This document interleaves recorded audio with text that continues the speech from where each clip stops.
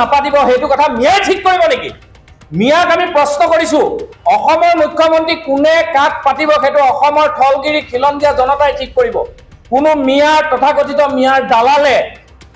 অসমৰ মুখ্যমন্ত্ৰী কোন হ'ব ঠিক কৰিব এটো কিমান হাস্যকৰ কথা আমি হাঁহি দিছো অসমীয়া যুৱ মঞ্চই আজি সমগ্ৰ অসমতে প্ৰতিবাদী কাৰ্যসূচী গ্ৰহণ কৰিছে অসমৰ মুখ্যমন্ত্ৰী যি দলৰে নহওক যি আদৰ্শৰে নহওক কিন্তু এইজন আমাৰ অসমৰ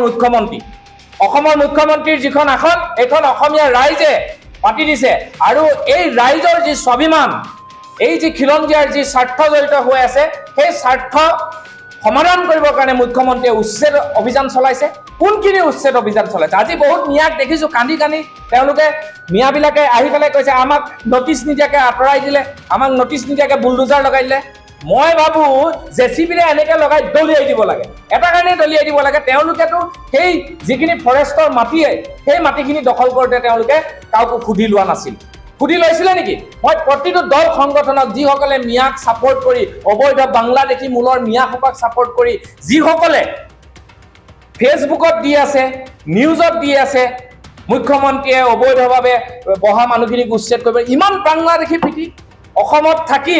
এটা কথা কিন্তু স্পষ্ট কথা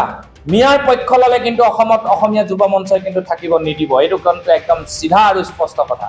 আপোনালোকে জানে যে মুখ্যমন্ত্ৰী হিমন্ত বিশ্ব শৰ্মাক আমি ভাল কামত সাপোৰ্ট কৰিছো উচ্ছেদ কৰিছে তাক আমি সমৰ্থন জনাব লাগিব আজি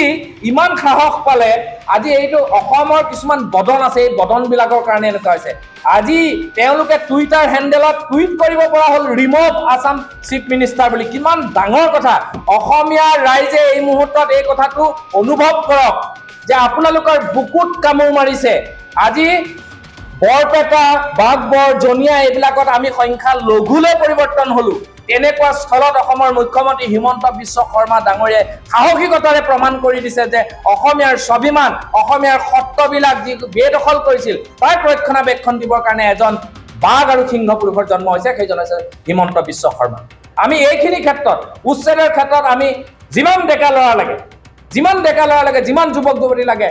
সকলো ওলাই আহিব উচ্ছেদক আমি সমৰ্থন কৰিছো অবৈধভাৱে তেওঁলোকে বহি পেলাই আকৌ তেওঁলোকে ডাঙৰ কথা ক'বলৈ আহে আৰু দেখিছো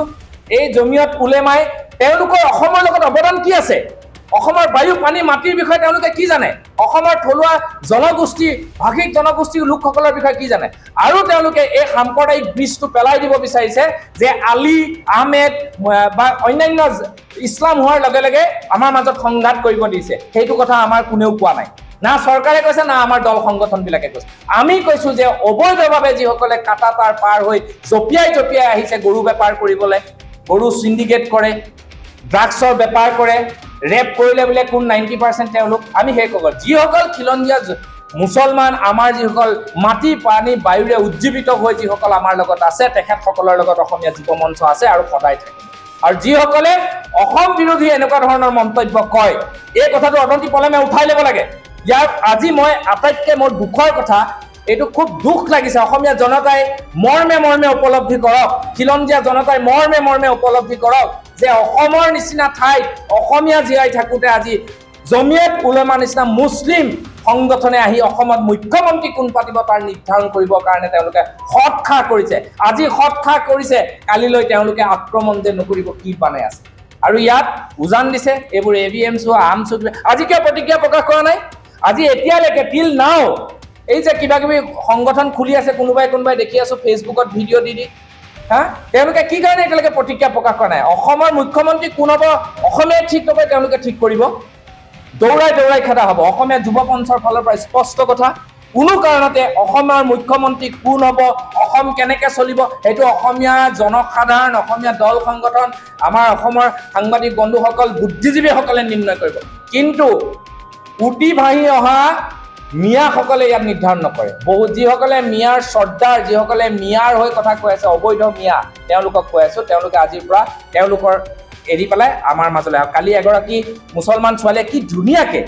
কি সুন্দৰভাৱে এটা বৰগীত গাইছে মই নিজে মোৰ ছ'চিয়েল মিডিয়া হেণ্ডেলত আপলোড কৰিছোঁ সেইটো হৈছে আমাৰ ভাতৃত্ববোধ তোমালোকে যদি আমাৰ অসমৰ মুখ্যমন্ত্ৰীজনক বেয়াকৈ কওঁতে অসমৰ মুখ্যমন্ত্ৰীজন বিজেপিৰ হওক কংগ্ৰেছৰ হওক কি আপত্তি আছে কিন্তু অসমৰ মুখ্যমন্ত্ৰীজনক এনেকুৱা ধৰণৰ কথা ক'বলৈ ক'ত সাহস পালে অনতি পলমে ক্ষমা খুজিব লাগিব আৰু ইয়াত নিষিদ্ধ কৰিব লাগিব এনেকুৱা ধৰণৰ সংগঠন আমি অসমত চলিব নিদিওঁ অসমত অসমীয়াৰ খিলঞ্জীয়া প্ৰভুত্ব অস্তিত্ব থাকিব লাগিব ইয়াত বেলেগ কোনো ধৰণৰ অসমীয়া মানে কোনখিনি যিখিনি খিলঞ্জীয়া আমি যিসকল পূৰ্বপুৰুষৰ দিনৰ পৰা মিলি জুলি চলি আহিছোঁ সেইসকল থাকিব লাগিব ৭১ চনৰ পিছত অহা মানুহক আমি কোনো কাৰণতে সি হিন্দু হওক মুছলমান হওক আমি কোনো কাৰণতে আকোৱালি নলওঁ চিধা কথা স্পষ্ট কথা অনাগত দিনত গণতান্ত্ৰিকভাৱে প্ৰতিবাদ হ'ব অসম স্তব্ধ হৈ যাব যেতিয়ালৈকে মুখ্যমন্ত্ৰী আৰু অসমক ক্ষমা নোখোজে জমিয়ত উলেমা নামৰ সংগঠন